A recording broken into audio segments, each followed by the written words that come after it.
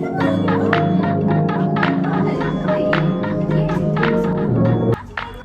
everyone!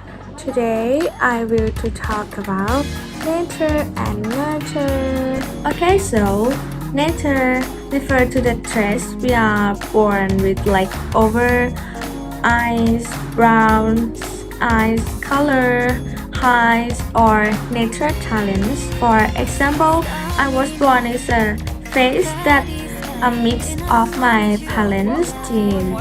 I am proud of my face, my black eye, black hair, tan skin, my personal traits, and nurture. On the other hand, it's about my we grow up and the experience we have, choose as education, family influence, and I believe both nature and nurture are important. They work together and shape who we are. In conclusion, our personality and ability are a mix of what we inherit or what we learn. Thank you for watching. Goodbye.